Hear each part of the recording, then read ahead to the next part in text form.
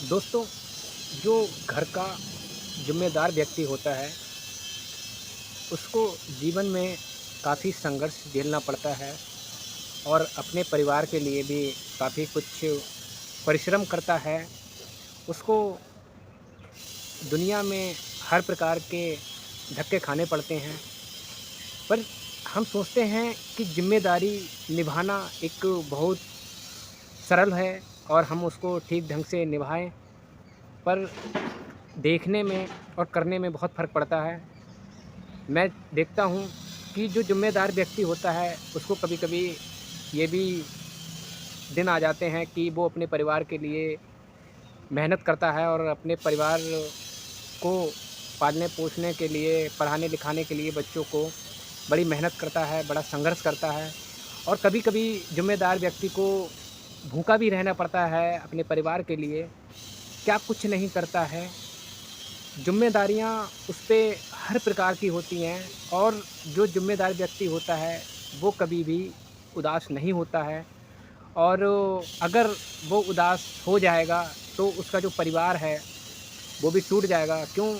जो ज़िम्मेदार व्यक्ति होता है, उसी के ऊपर पूरा परिवार निर्भर होता है और वही एक ज़िम्मेदार व्यक्ति ही अपने परिवार वालों को हिम्मत देता है, साहस देता है।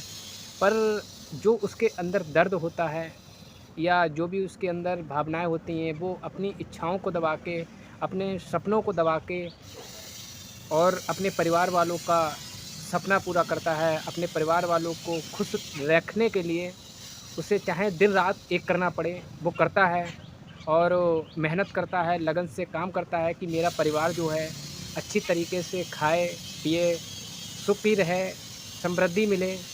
पर ज़िम्मेदार व्यक्ति अपने लिए जीवन भर कुछ नहीं कर पाता है, वो सिर्फ़ अपने परिवार के लिए ही सोचता है और अपने बच्चों के भविष्य के बारे में सोचता है।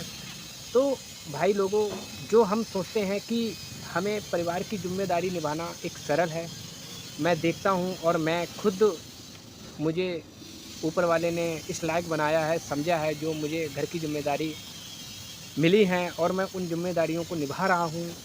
कभी-कभी क्या होता है कि हमारे पिताजी भी हैं, वो भी एक उदास हो जाते हैं, अगर कोई दिक्कत आती है, परेशानी आ जाती है, तो मैं उनको हिम्मत देता हूँ, पापा मैं बैठा हूँ, आप कोई दिक्कत ना समझें, कोई परेशानी ना समझें, मैं हूँ, कोई घर में समस्या आ रही है या कोई किसी प्रकार का समस्या है, तो उसके लिए आप टेंशन मत करें। मैं बैठा हूँ, उसका कोई सुझाव निकालूँगा, कोई ना कोई ज़रूर रास्ता निकलेगा। तो ज़िम्मेदार व्यक्ति को बहुत कुछ सोचना, समझना पड़ता है और बड़े हिसाब से चलना पड़ता है।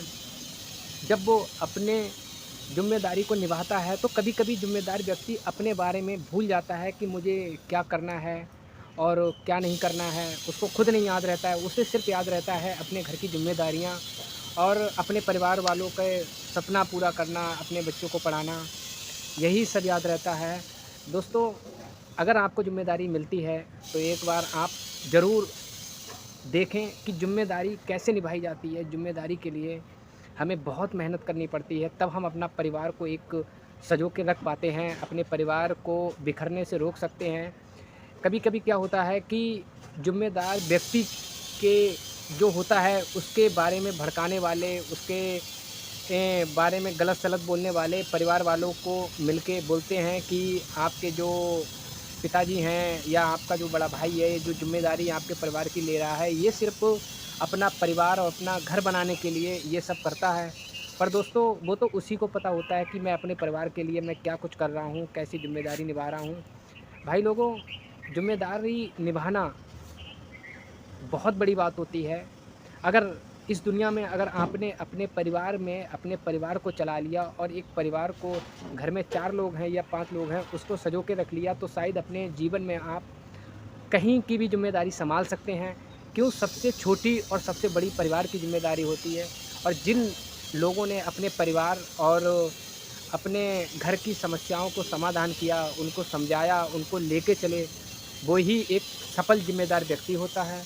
और भाई लोगों, मैं यही बोलूँगा, अगर किसी भाई को ज़िम्मेदारी अपने परिवार की मिलती है, तो वो बड़े ध्यान से, बड़े शांतिपूर्वक निभाएँ, अपने माँ-बाप की सेवा करें और अपने बच्चों को भी सिखाएँ कि बेटा, कोई भी काम मिले उसे बड़े ज़िम्मेदारी से निभाएँ और उसको प्रेम से, अपने ईमानदारी से करें, तभी अपने जीवन में आप सफल हो सकते हैं।